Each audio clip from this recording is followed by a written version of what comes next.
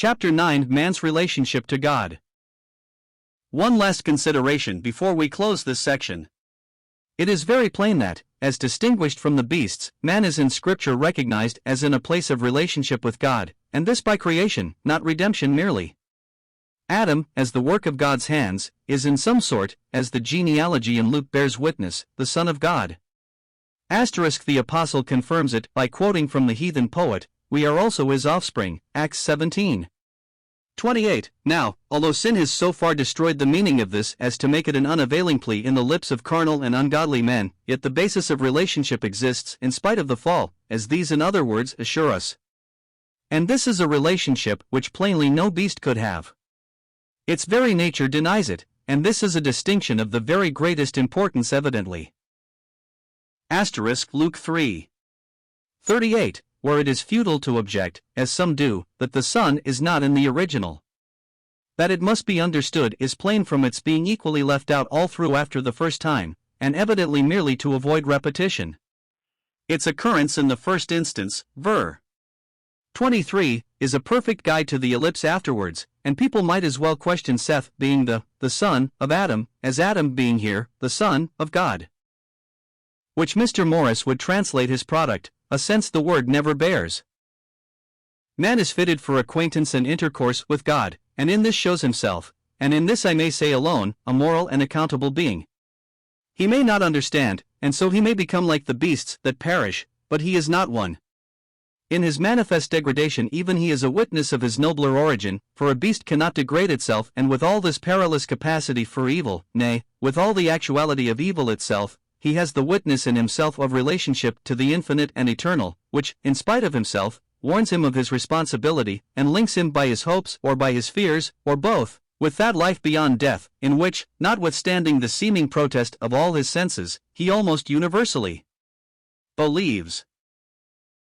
In thus asserting with the inspired historian, and with the apostle, man's distinct place in nature as a son of God, I do not at all forget the Lord's words to those who made this very thing their plea. When they had put forth their claim, "We be not born of fornication, we have one Father, even God," I perfectly remember that his answer is, "If God were your Father, ye would love me, ye are of your father the devil," John 8:42-44. But this language is in no wise contradictory of the other, as of course it could not be. For the Lord says the same as to their being Abraham's children, and that certainly they were by natural generation however little morally such. It is of their moral condition then he is speaking. The devil was not their father physically, of course. The Lord's words then do not touch the question of their being physically God's offspring, as the apostle asserts. But we are not only said to be the offspring of God, it is precisely pointed out that he is the Father, in contrast with the flesh, of our spirits.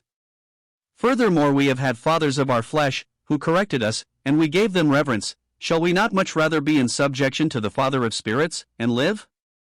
Heb 12:9. Who can deny with any appearance of success, that we have here the development, by an inspired writer, of what the creation of man, as given in Gen 2, implies? We have seen the bodily frame formed of the dust of the ground, and though God wrought in a special way to fashion it, as he did not with the beast, yet he does not claim to be the father of our flesh. But we have seen also that man became a living soul, not in that way, nor is brought forth of the earth at all, but by the inbreathing of God into him. This is not said of the beast, and, phenomenal as the language is, it is only therefore the more, instead of the less, significant. If God did not want to convey to us an idea of what would be literally expressed by it, he must have intended to convey the thought of some corresponding spiritual reality. And what can this be, but that the spiritual part which animates and controls the bodily organism is something from himself and akin to himself in a way that the body is not? Here then the apostle develops this thought. He is not the Father, though the creator, of our flesh. It is not the bare fact of our creaturehood that constitutes us his children. The beasts are his creatures also, but are not this. He is the Father of our spirits, not our flesh, nay, not merely of our spirits, but of spirits, of all this class of beings. Creatures though these are, they are yet in a relationship to him that no lower creatures can be. Thus we see why the angels are sons of God, Job 6:38. 7, as spirits, and man too, he is a spirit and a son. Note too how careful the language is. Man has a living soul and is one, and this too by the inbreathing of God. Yet is God not said to be the Father of his soul, but of his spirit? How this harmonizes with the spirit being the distinct speciality of man alone in all this lower world. Had it said, Father of souls, or had the beast, as men contend, a spirit, God would have been represented as Father of the beasts of the field. But the language is precise, as all Scripture is, and in harmony with Scripture and with nature. But this is not the whole of what the word states.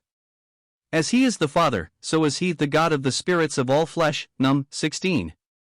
22-27. 16. All flesh being of course here what it is in many other places all men, but characterized by what in him is only his lowest part.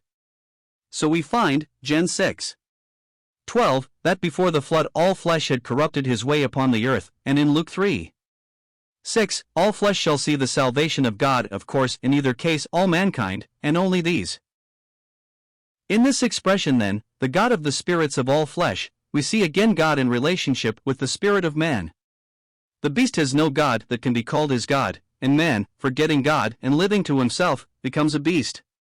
The outward presentation of this you may find in Nebuchadnezzar finding his portion with the beasts, Dan 4, the moral of it is in PSA 49, man being in honor and understanding not as like the beasts that perish. Their perishing is the fruit of there being no proper link with God, such as man has. Thus then we have in a very striking way, and is confirming all that has gone before, man's link with God to be his spirit, relationship, moral character, responsibility, and even his perpetuity of being, all bound up with this. Let us now gather up the scripture statements upon the subject we have been examining. 1. The body is not the whole man, for he is often said to be in it or absent from it, clothed with it or unclothed. Thus for faith the body is the clothing of the man, and his tabernacle, which supposes an inhabitant. Paul has a vision of unutterable things, and does not know whether he was in the body or out of the body at the time he saw them. 2. In the language of sense man is identified with the body, for faith, with what dwells in it. The Lord lay in Joseph's tomb, yet confessedly his divine nature did not lie there. 3. Man is spirit and soul and body.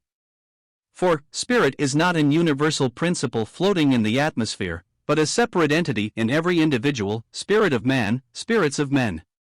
It was formed within him by the Lord, and all his knowledge is ascribed to it. This spirit the beast has not. 5. The soul is not the body, but in the body. Beasts have and are living souls, and man is called a soul to distinguish him from the rest of intelligent creatures, who are called spirits. The soul is the link also between the spirit and the body, the life of the latter while in connection with it, the seat of affection, nay, of appetite, lusts, etc.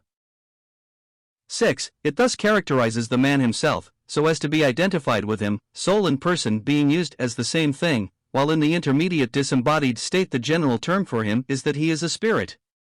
7. Again the soul is that through which man was seduced and fell, and which characterizes the natural man as led by it. It is thus specially connected in Scripture with will and lust, with sin and with atonement. 8. By the possession of a spirit distinguishing him from beast man is in relationship with God, the Father and God of spirits, and is a moral, responsible being, made for eternity in contrast with the beasts that perish. To the law and to the testimony, if they speak not according to this word, it is because there is no light in them.